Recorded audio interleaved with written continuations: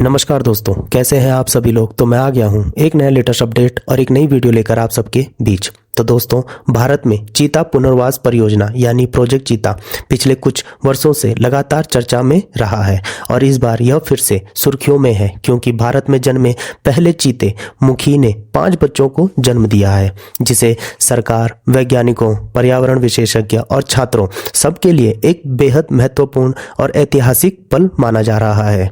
अब इस पूरी खबर को हम गहराई से समझते हैं ताकि स्टूडेंट्स को इससे जुड़े सभी फैक्ट्स और करंट अफेयर्स के पॉइंट अच्छे से समझ आए। सबसे पहले यह समझना जरूरी है कि भारत ने 1952 में आधिकारिक रूप से यह घोषणा की थी कि देश में चीता पूरी तरह विलुप्त हो चुके हैं। उस समय इसकी वजह बताई गई थी अनियंत्रित शिकार, जंगलों का तेजी से खत्म होना और इंसानों द्वारा प्राकृतिक निवास स्थानों में बढ़ती दखलंदाजी। लगभग 70 साल बाद भारत ने 2022 में नामीबिया और दक्षिण अफ्रीका से चीते मंगाकर प्रोजेक्ट चीता की शुरुआत की। सरकार और पर्यावरण मंत्रालय का सबसे बड़ा उद्देश्य था भारत में फिर से चीता की आबादी बसाना, जैव विविधता को बढ़ाना और उन जंगलों की इकोसिस्टम को फिर से मजबूत करना जिसमें चीते जैसे शीर्ष शिकारी की उपस्थिति बेहद जरूरी मानी जाती है।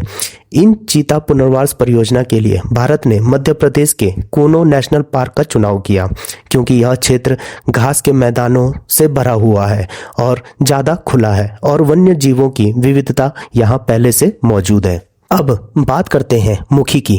मुखी एक ऐसी चीता मादा है जिसे भारत में ही जन्म मिला था, यानी वह इम्पोर्टेड नहीं थी। वह उन्हीं चीतों की अगली पीढ़ी है जिन्हें अफ्रीका से लाया गया था। उसके जन्म की कहानी भी दिलचस्प है।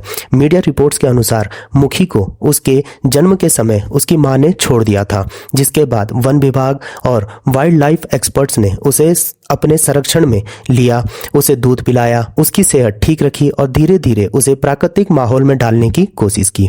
यह पूरी प्रक्रिया अपने आप में बहुत कठिन थी क्योंकि जंगली जानवरों को मनुष्य द्वारा पाला जाए तो उन्हें वापस जंगल में छोड़ना एक बेहद संवेदनशील काम होता है। लेकिन मुखी की कहानी में सबसे खास बात यह थी कि उसने पूरी तरह से प्राकृतिक जीवन अपनाया और एक स्वस्थ, मजबूत और प्राकृतिक व्यवहार वाली मादा चीता बनकर उभरी। अब यह घटना कि उसी मुखी ने 5 बच्चों को जन्म दिया है प्रोजेक्ट चीता की आधिकारिक सफलता का सबसे बड़ा प्रमाण माना जा रहा है। मध्य प्रदेश के मुख्यमंत्री मोहन यादव और केंद्रीय पर्यावरण मंत्रालय ने इसे माइलस्टोन इवेंट कहा है।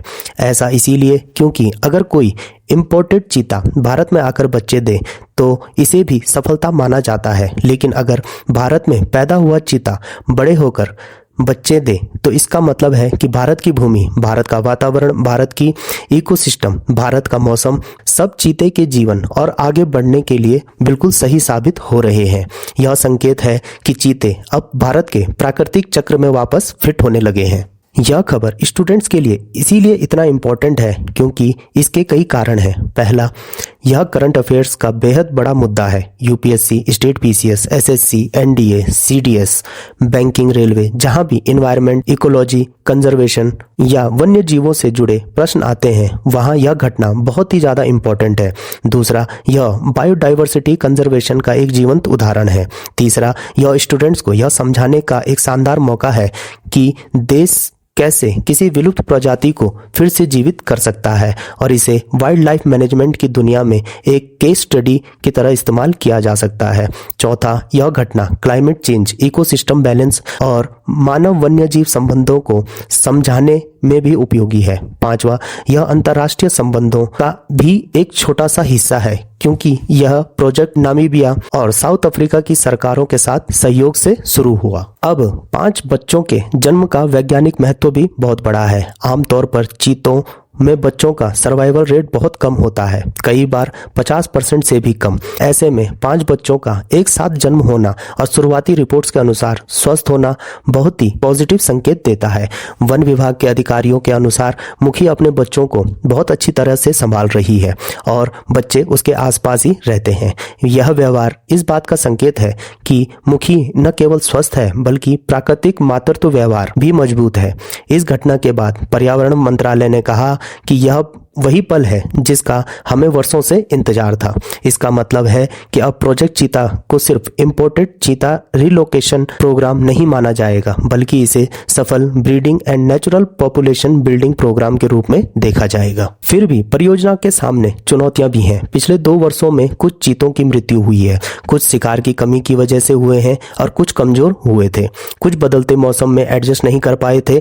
इन विवादों के बीच यह खबर अच्छी है कि पूरे प्रोजेक्ट के संतुलन को बदल देती है। यह दिखाती है कि अगर शुरुआती कठिनाइयां हो भी फिर भी लंबे समय में कंजर्वेशन प्रोजेक्ट सफल हो सकते हैं।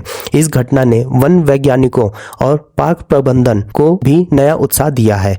अब वे भविष्य में और ब्रीडिंग की उम्मीद कर रहे हैं और यदि सफल होता है तो आने वाले 10 से 15 वर्षों में भारत में चीता की आबादी 50 से 70 तक पहुंच सकती है। अब स्टूडेंट्स के लिए इसमें बहुत सारे मुख्य टेकवेज हैं, जैसे पहला, इंडिया ऑफिशियली डिक्लेयर्ड चीता एक्सटिंक्ट इन 1952। दूसरा, प्रोजेक्ट चीता शुरू हुआ 2022 में।